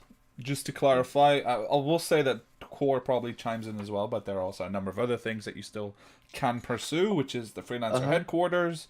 Let me see here. You have Oh. well, tomorrow's dinner, of course, so you might want to prepare for that a little bit to make sure that people have their table manners ready. Yeah, we're gonna have a class. And there are the murders as well that you wanted to investigate. Oh yeah. And as you know, we're kind of recalling that, of course you're saying, but we're kind of chiming in. So Mhm. there's that, there's that. I'm with my knife kind of on the wall, like Sure. this, wait, like this, like kind of making notes, like so. There's this, then this, Okay. then this, then this. What? Just trying to keep count of everything. You're fitting right in the group. What? Don't write our plans and knife on a wall in a I'm random not street. writing plans. I'm counting how many Oh, stuff we okay. have to do. Like I'm just like, All right. not taking notes of runic I was like, what's plan up? on the wall. No. Yeah, we're looking I'm for the just cult trying- of the dragon, guys. No, it's just like just almost like I was gesturing, just trying to organize my thoughts. That was just it. Sure. Well, before Uh, all of that, let's go to a quiet place and ask a friend of ours who's standing here all quietly if she's okay, and also ask her what she was going to say. Isn't that right, Tani? What she was going to say. Sorry, remind the DM what you're referring to. To the fealty, to the steps. Ah, okay. As soon as you bring that up, she just kind of looks over to you and just shakes her head. Doesn't even say anything, just Tani, you see like the muscles in her jaw kind of and her jaw clenches all together. Just Gently, Ta- Barnack. Tani, we will have to go through this if you are ever to be look. back to And she back kind to of not. hesitates and she says, in a very quiet voice that you almost don't hear over the hubbub outside of the alleyway. And she says, "I think if I'm there, I can open it." Do you know what the words are, even if you're not there? So No. it's in. Do you think you would know subconsciously? What is that? I was gonna say, Tommy does not know that word, dude. Yeah. the subconscious. I think we went through this already once. Yeah, I don't want to make Tani sound dumb, but she definitely has some. No, I think we legitimately went through it with subconsciously. With subconsciously, yeah, we did. Okay, yeah. There's no such thing as that concept. No, it was subliminally. Oh, Yeah. right, it was subliminally, right. Yeah, but like I said, she's not Subliminal. dumb. She just disconnects on certain definitions and Yeah. words. So, she just kind Well, of. perhaps we can give Tani some room to think. Barnick, whatever is drawing Tani, and we'll be there to, not allow her to do anything that you regret.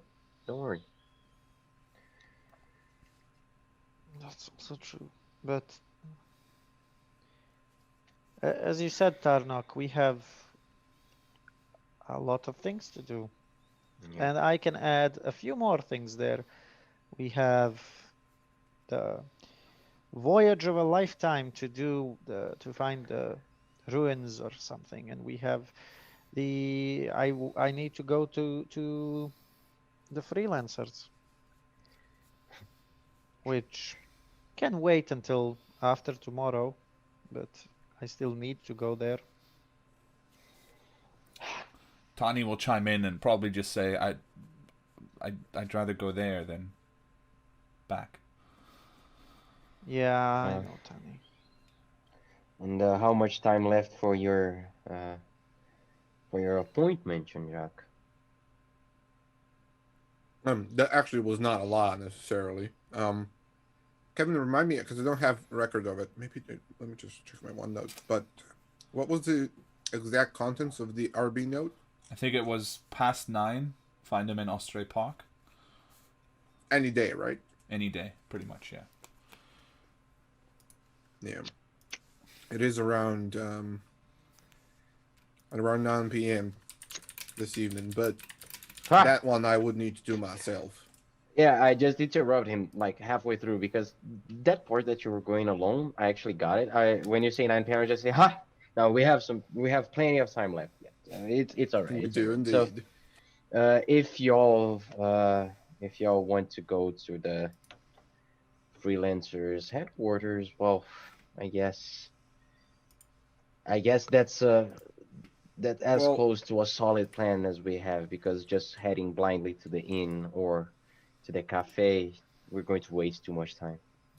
Well, if Jean-Jacques needs to go alone to the park tonight, we can go to the brothel tonight as well, because that's when things usually happen there. Don't worry, At Core will Brothos. explain. and Mhm. our patron did indicate that they would be more comfortable with at least some of us in, and since our appointments are late in the evening, I don't think we'll be able to make it back by curfew, which, if I remember correctly, was around 10. Yes. So maybe Tani and Kor could head back and guard the house. It's Sounds not like a a problem for solid. them. Sounds like a solid idea. I will say probably between the two of them, they raise the point of, do you want to split the party? Well, for myself, I definitely want to because I don't want to take the whole group to meet RB. Yeah, Um, and but Turnock and otherwise, Barnack. it's yeah. Yeah, Turnock and Barnack go to the brothel. Sounds like a good adventure to me too. So Okay. And Do you think it was possible that this figure saw you, Turnock? no, no, you definitely did not. Your confidence is inspiring. Well, He looks at them and suspiciously like, you know, once you're a fucking dragon, you understand that when people notice you, they kind of keep noticing you for a while until they, you know. So right, no, they did not. all right,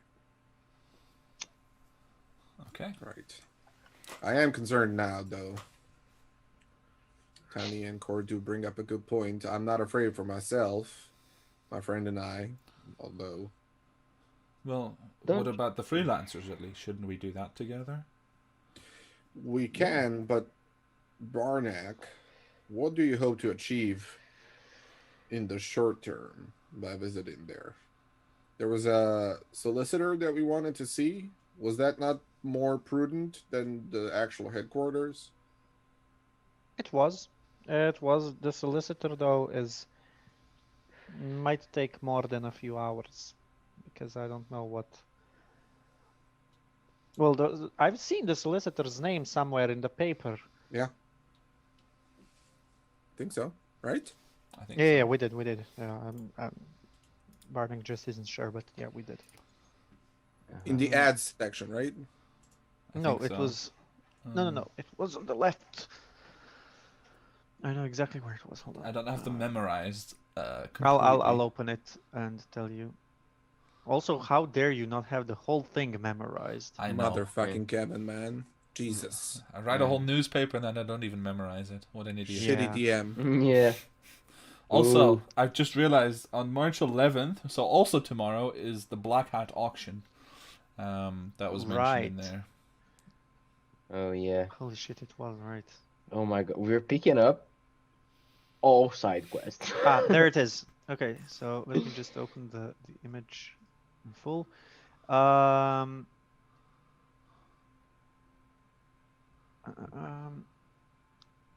here it was here.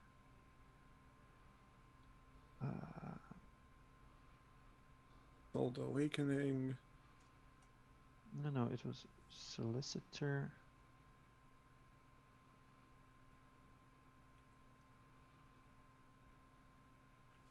Darn it, where was it? It was on the left. I'm 100% sure it was on the left. Was he embroiled in some way with the killings? Might have been. I think so. Mr. Winchester, Lady Groening, Rundig. Freelancer intervention. Dispatch. Honorable Sonorius. Wait, it says Delegation. something about freelancers. The killing of the Lady Grundig is the most high-profile death yet, and what is now become butcher beast killings, being the third killing that is known. These deaths also Dark Shadow and the Black Hat Police Force and firms a challenge. Yet the Honorable Sonorius insists that catching the butcher. Here it is. Found him. Yet the stalemate was Pecker's best hope, one which was undermined when to the surprise of all, Arcanist Johann Strauss rescinded his support from the sovereignist side. It's not Arcanist. You said that he is a solicitor, right? Yeah, solicitor. That's correct. So, solicitor Johann Yeah, Strauss. that was a typo indeed. Yeah, you're right. Yeah. Good catch. Interesting. But it's yeah, the second. Crown-minded reign supreme. yes. Tensions grow in the assembly. Yeah. Yeah. So I'll say the solicitor might have his hands full at the moment with all the things and all the, well, whatever he's doing, and what I need to talk to him might not end that well. And sovereignists are the ones who want to return to the old ways. right. Right? So he Sovereignists. went Sorry, no. back- Sovereignists are the ones who Right. are for isolation. Sorry. They want Right. to, you know. And then the Republicans are for the Yes. Republic itself. Right? Essentially, yeah. Interesting. So isolation in terms of not making allies and not Yeah, they're more basically extremist Republicans, if you want. Right. To look at it that Right. way. So Strauss, the solicitor that you're interested in, has switched factions from Yes. crown-minded, I guess. No, Two crown-minded, I believe. two crown-minded. And the sovereign. Farnok, that also ties in with a bit to the perhaps the old crown as well, and what you were talking about, because he is now in the faction that probably wants an heir to the throne. Do I believe that they would be associated with the Marquis, Kevin? It's impossible to tell because these factions, there is no royal line in Postizia anymore. It doesn't exist. So royal lines and heirs and that sort of thing is a matter of an existing dukedom kingdom.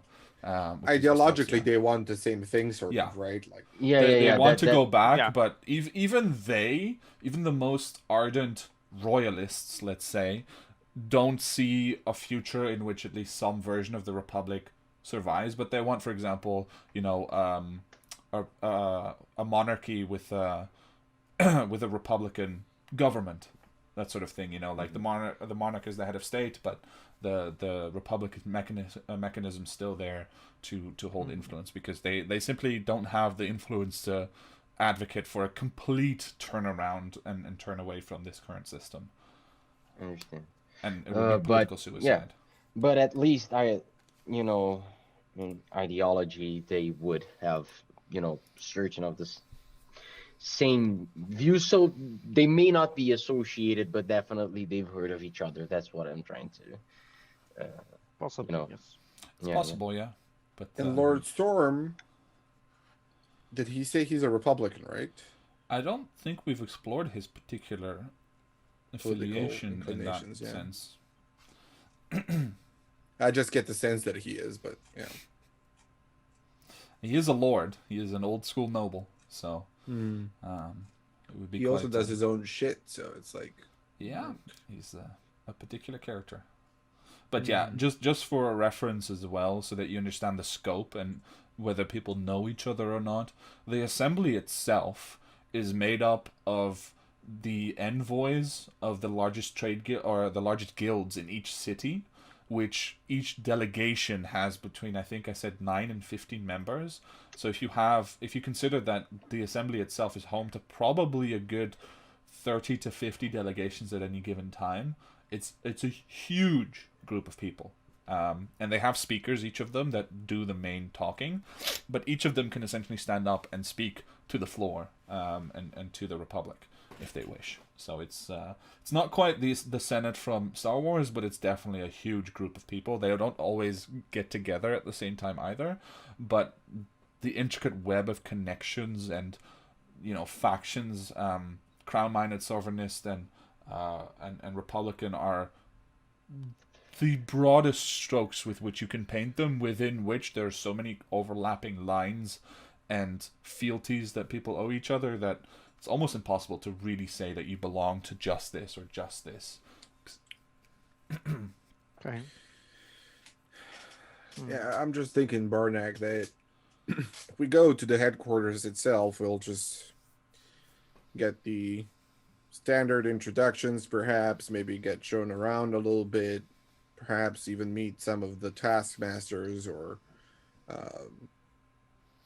one of the higher ups. But I don't know how much we can find out with that type of approach, perhaps. I mean, if you want to do it, I'm with you. I already told you that. But I feel like, especially with his shift in political current, this individual might be more interested in terms of pursuing the goal that you're after.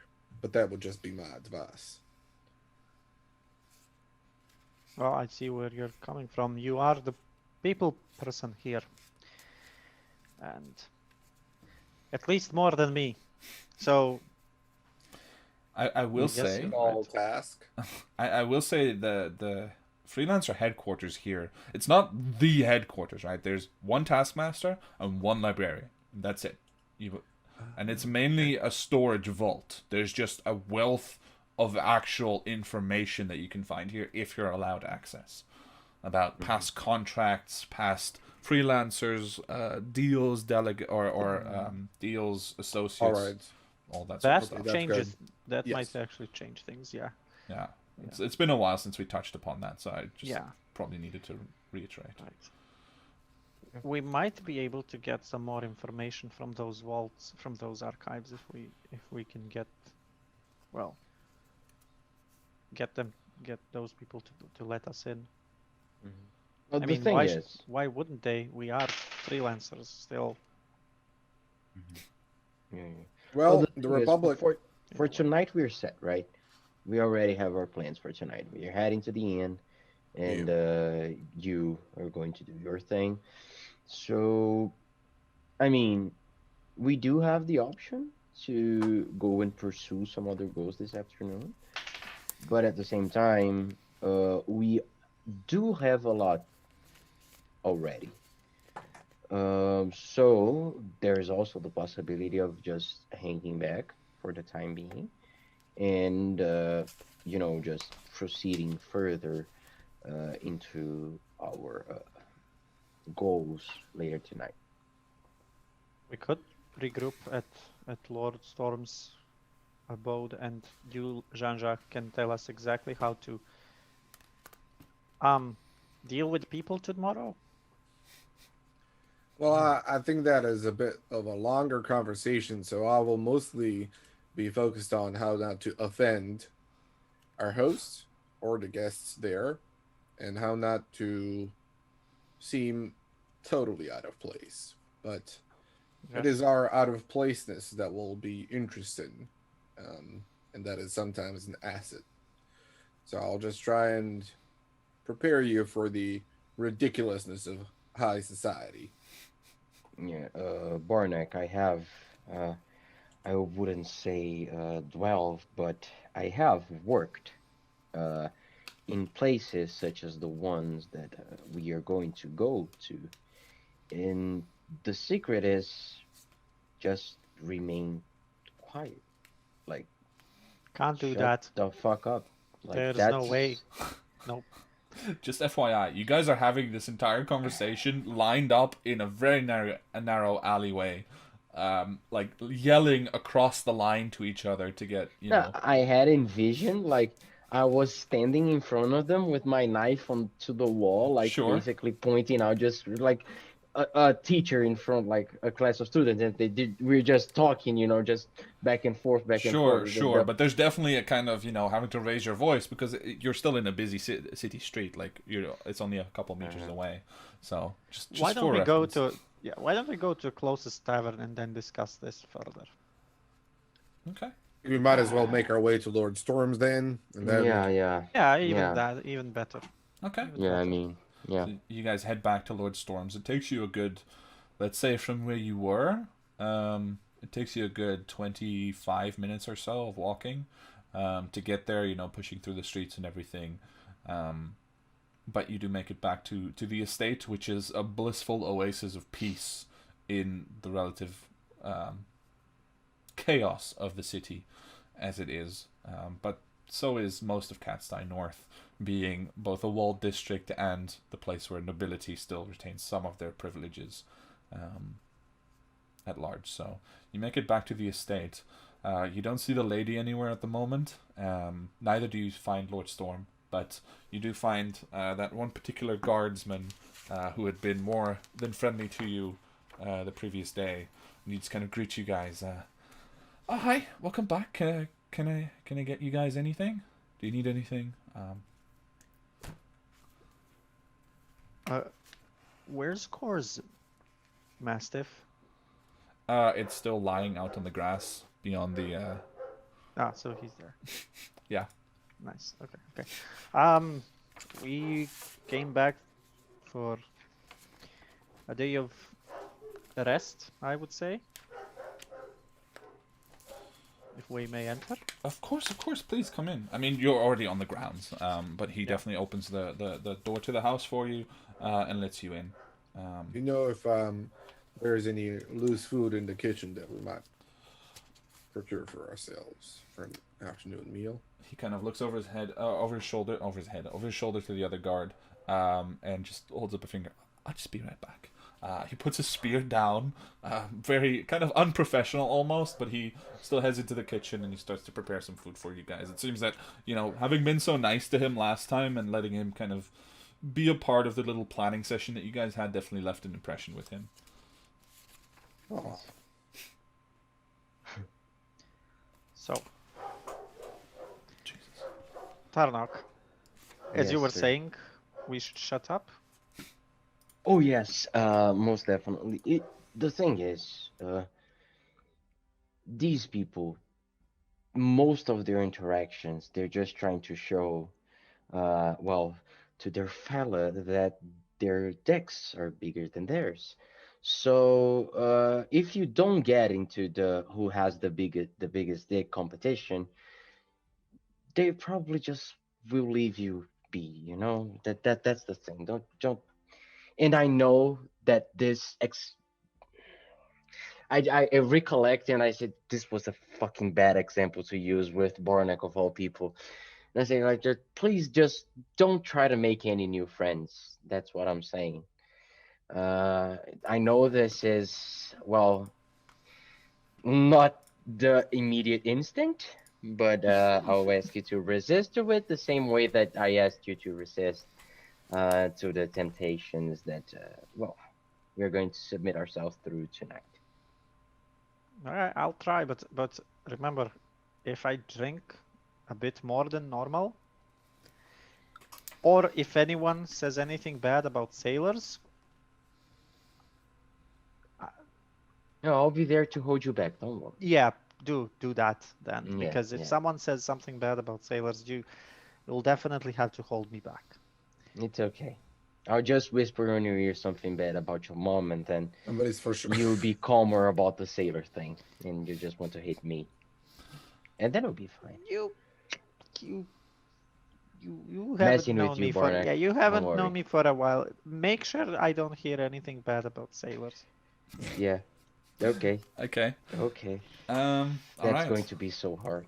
So you guys are served a platter of various meats and bread and cheeses, basically probably leftovers from the guardsmen's meat and breakfast that they had.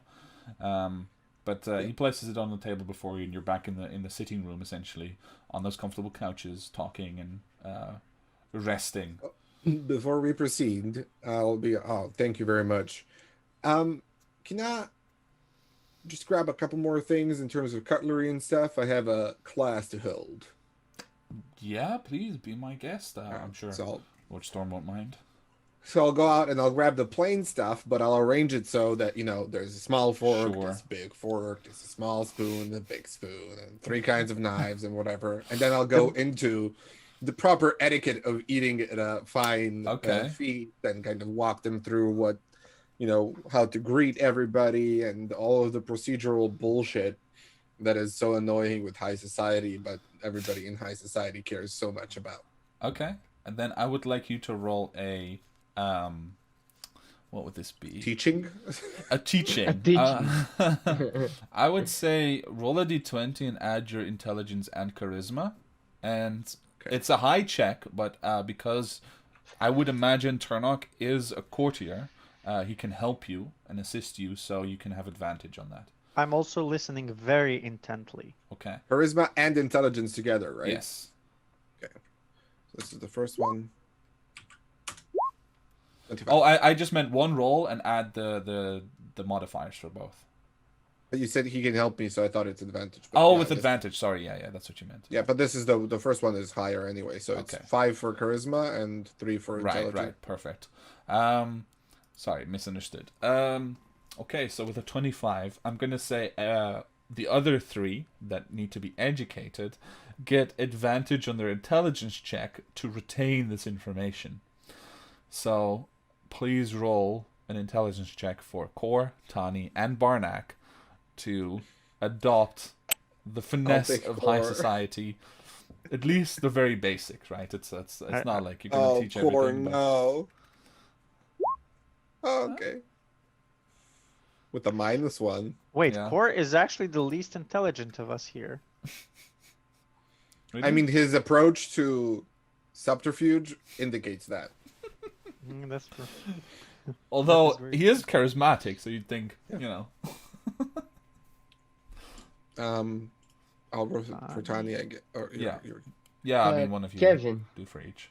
my background has, position of privilege, but I don't think that, counts actually for my background, right? That's just something that D&D has, and because I'm a noble background, because I'm a member of an order, that it's, respected in some way, shape, or form. But Well, I mean, no, because we probably need to discuss this a little bit beyond that then. But that also ties into, like, your background is more also who you were. So, like, we said your order came up relatively recently in life, so your position of privilege might be something that ties in more into who you were before, even though it might have been criminal. You might have still come from a family of some kind, right? We just never really decided that, because we decided to go at it one step at a time. Yep. Oh boy, those are rolls. Wait, I have more intelligence than both of them. That's perfect. Yes. I didn't know this. Okay. But it definitely applies to an arc in whichever way we decide to give as a reason for it, but it definitely applies since it's part of Okay. your background. Yeah, so I will say that you spend a good 2.5 to 3 hours teaching these folks the details and the finesse of high society behavior and attitude, and the way that you hold yourself, the way that you manage your forks and knives and plates, and the way you greet people, etc. And probably by the end of it, Kor, Tani, and Barnak are just dueling with forks and knives, calling each other Milord and Milady. Yeah. Yeah. Jean-Jacques just looks at him hopelessly, and he's like, "Oh, fuck." The moment you brought out like small fork, medium fork, and big fork, Barnack was like, "Why do you need 3 forks? What? It's as You many forks as you highborns, whatever you are, you don't understand simplicity, and simplicity is life." Now, don't you be saying you. Oh, excuse me, my lord. No. And I'll take like a I ain't any fork kind and- of lord. I ain't any kind of lord. I'm a merchant. Very different Right. thing. Excuse me, your merchantessness. All right. Fucking Christ. So that is spending about, I would say, most of your afternoon. It's probably about 4:30 by the time that you finish. Do you want to just stick around for dinner and then go to the aforementioned appointments, or do you want to achieve anything else between now and what you had planned in the evening? I do want to ask, how long did you think to play more? Well, that was going to be my next question, but Yeah. because I just Yeah. I was want I just planning on a want shorter to session, so yeah, I just want to wrap everything up before the evening, and then we'll pick up the evening next time. yeah. Yeah. No, just because I thought that the suggestion that Nicola made of we having Core and Tiny stay back to guard the house or something, more like to so if we were to do the night part today, but since that's not the case, we can all go together to the brothel. That it's going Yeah, to be like- even better. Yeah. Sure, might be. Tani. Well, you had a teaching class. You held a teaching class for us, Jean-Jacques. Mm-hmm. And tonight I will be teaching Kor, Tani, and Tarnok something else. Oh boy. You don't dare to think that you're going to teach me anything. And then, as I said that, like, it was just basically out of instinct because I've been refusing that sort of shit because of the order for Sure. basically my entire life, But then it kind of snapped a little bit the fact that fuck the order. These Hold on, fuckers- wait, no. We discussed this, right? Two different orders. The bad Yes, order yes. is like you're still Yes, with yours. Yeah. I'm just saying. I am aware. Okay. Yeah, just because you said fuck the order, I was like, I don't want it to be because of a misconception. Oh yeah. I'm sure there is a person called Order over there that you could fuck. In the city, for sure. Probably a tiefling. That's exactly what I had in mind. When Imagining you- a when white you, like- tiefling. When you get worked up, I was like, I meant teach you the art of drinking in a brothel. It's The different than art in a tavern. Oh, is it? Okay. Yeah, Yeah, it Okay. usually involves belly buttons. belly buttons. Yes.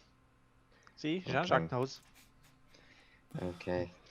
All right. So with those It's going to be a uncomfortable long thoughts in our heads, the party gets through dinner, discusses all the intricacies of drinking at a brothel, and sets out for the Siren's repose in the I cast evening. mage armor on myself for next All time. right. So you have mage armor on and expended the spell. Please remember, and also mark off. I think Core used some spell slots. I marked off it. All right. Perfect. Yeah, detect magic. All right. Well, thank you That so doesn't much. count as a short rest this afternoon. Doesn't matter. Only warlocks get spell slots back on short rest. But if Ah, you have okay. other stuff that you need to get back, then yes, you had a short rest. Okay, well, then yeah, I'll take one hit die.